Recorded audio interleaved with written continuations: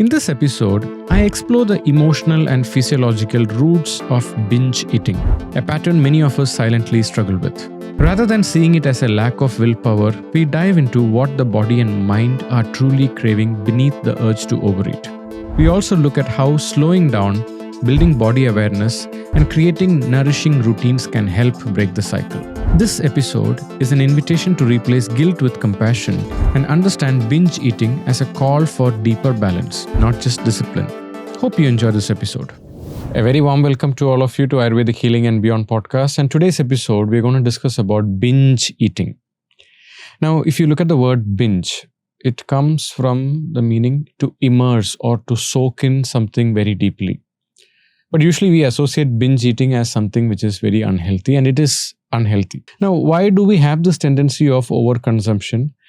And we have to look back at our genetic tendencies. We humans, we were hunter-gatherers living in the forest along with the wild animals. Even though we have domesticated and civilization happened, we have a lot of domesticated animals too, and we had agriculture. But deep inside, the genetic pattern in us, and especially the brain that is designed to keep us alive, to keep us survival mode, which is designed to keep us alive. It is designed to make us consume as much salt, sweet, and fatty foods. Now, if you look at today's junk food, it will always tick these three things. It will be either salty or sweet, or it will be fatty or crunchy. Because this is where the energy is in the food that is available in nature. Today, we have a lot of artificial processed food which are not healthy, which need not have the right micronutrients. It can just be, that's why we call it junk food. It is just giving you the sense of, meeting your needs of consuming sweet, salt, and fatty. So when you look at why this is happening, if you are emotionally triggered or stressed, food is a way to feel safe and secure. So when we feel not so safe, when we feel stressed, or there is some, incident that makes you feel very insecure or anxious, accessibility to unhealthy food can make you, or it can be a big trigger that leads you to indulge and make you do binge eating. Like binge eating, we have binge drinking, or also now we have the term binge watching, social media or Netflix or OTT platforms, or binge watching YouTube. So this is a word that is used where you overindulge and later you're not happy with why this is happening to you. So when it comes to binge eating, when you look at it from a medical perspective, first thing is you always look at the habits. Sometimes when people skip breakfast, they tend to binge eat for lunch, or maybe they binge on snacks because they feel so tired and hungry. And sometimes people skip breakfast because of inconvenience. They get up late and they have to go to work, so they skip the breakfast. So, and if they go to work and they have access to unhealthy, heavy, sweet, sugary cookies, and then if they see that, and along with some milky coffee with a lot of cream and sugar, they tend to binge on that. And later they feel so bloated and heavy. So that's why sometimes skipping breakfast is not the ideal thing if you have a tendency of binging, and if you are living in an environment where access to unhealthy food is so visible. Whenever I see patients, or for myself, I had this problem of binging. So what I do is I make sure that I have 3-course meals, like breakfast, lunch, and dinner. And maybe in between, you make sure you eat some snacks which are also healthy. So when you feel tired and hungry, and at that moment, when you are exposed to an area where there is a lot of unhealthy, heavy food, that is when willpower may not work. Or most of the time, it will not work. You feel like there is some energy or like a force that is pushing you to consume. Then later you feel, oh my God, how did I consume all this?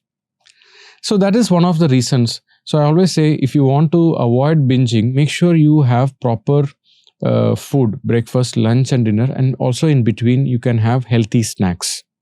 So this helps to make sure that you don't put your body's cravings to overpower you. The another way to look at it is sometimes when people have deficiencies with vitamin B12 or vitamin D or magnesium or omega-3, they tend to have mood swings because of these deficiencies. So when you have mood swings, naturally certain triggers can happen in life, because life will have some uncertainties showing up every now and then.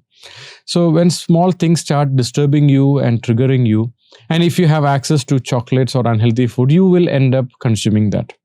So it's very important you do a blood test and check all these and consult with a good medical practitioner and make sure these blood works are tested and course corrected with the right supplementation or with your lifestyle. So this will also help to avoid into binge eating. Sometimes when people have access to a lot of unhealthy food, let's say for example they live in an area, or they go for a food, or let's say they go for a business meeting, and after the business meeting they are exposed to a big buffet, and especially if they are very tired after those meetings, they might end up consuming overeating there. There are multiple studies which talks about when you are exposed to a buffet, you tend to eat more, and also the food combination that you will have can also be terrible. That is why in Sitaram retreat, we were very clear that we will never keep a buffet. That's why in many Ayurvedic resorts, you end up having buffet, and people actually, the whole purpose of doing Panchakarma is defeated when you go and eat in a buffet. So that's why even though sometimes people feel good that they have a lot of food and it gives them a sense that, okay, I can eat what I want. But in the whole purpose of Panchakarma, on one hand, you want to cleanse yourself, but then you can spoil it by eating in a buffet. So that's why avoid going to areas where there is unhealthy buffets, because when you see so many food, and also in the mind, you might be thinking, oh, I paid for all these food, so I want to maximize the return of investment. So let me eat as much as possible. In fact, at the end, you're going to feel bloated and tired and heavy. And then you feel, why did I do this? So that's why it's very important to do not put yourself in positions where you actually have to use your willpower. So this makes up, even though if there is a buffet, go for an a la carte menu and order what is healthy, and that is enough. That's one way to break that pattern. So this is one way. Avoid exposing yourself to areas where you have to use willpower to say no. Instead, be in an area where you don't have to worry about it. So this is one way to look at it. And another book that I can highly recommend if you have this tendency of binge eating is this book called Mindless Eating. So in that book, Mindless Eating, he talks about various techniques and hacks that you can do. What he's talking about is instead of having a large plate with a lot of food, keep a small plate with little food. So when you see small plate with little food, somewhere our brain has this way, the visual appearance says, okay, I have finished this. So once I finish this, it's done.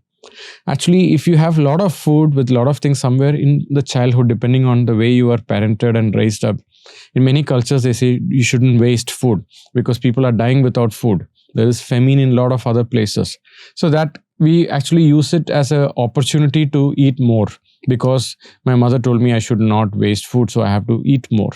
So this is one problem that people have this. They actually use it as a reason to overconsume. So keep a small plate, and also in a plate after you cook, keep little food and food that is enough. But the more food you have, and if you have the tendency to overeat, there is a high possibility that you will want to finish it and you don't want to waste it. And then later you feel overfed and bloated. So this is one technique. Another thing, when you are distracted when you eat, there is a tendency that you can also overeat. And there is this thing with our brain.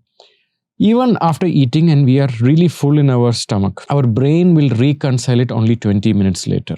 That's why sometimes people realize after overeating, how did I manage to eat so much? Even though when I'm eating, it felt so good. Later you feel so guilty and heavy.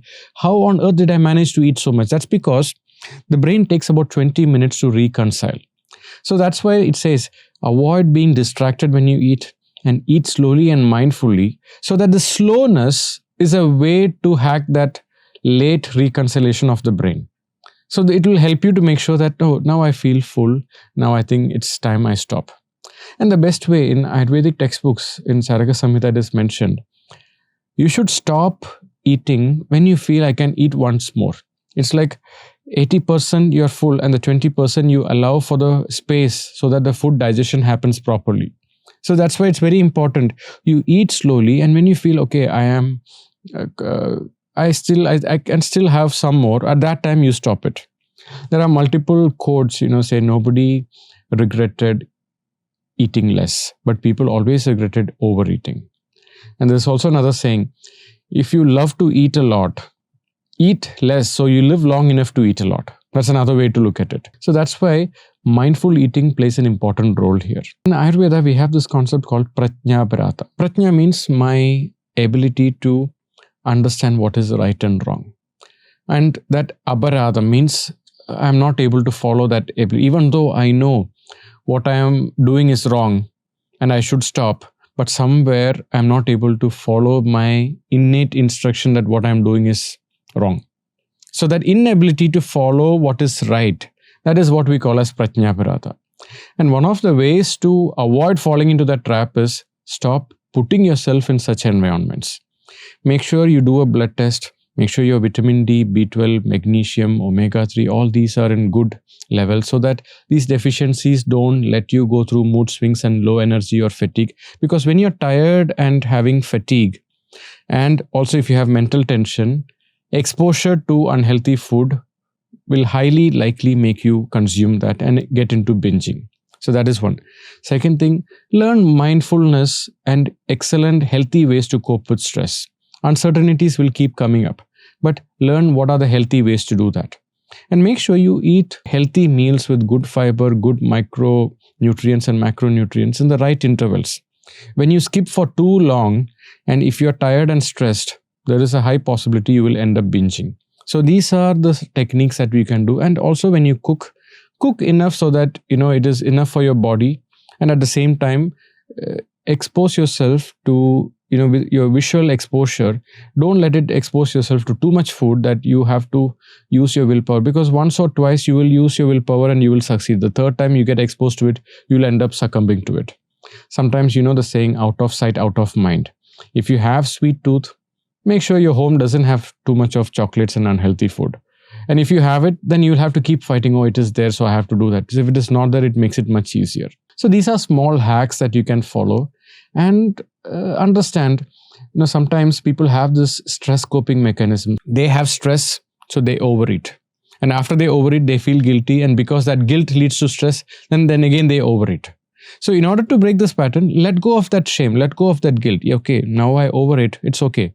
Next time, I will make sure that I eat healthy, and I will space it, and I will eat healthy so that I don't put myself into that trap of, putting myself to use my willpower not to overeat. So these are some of the techniques that you can follow.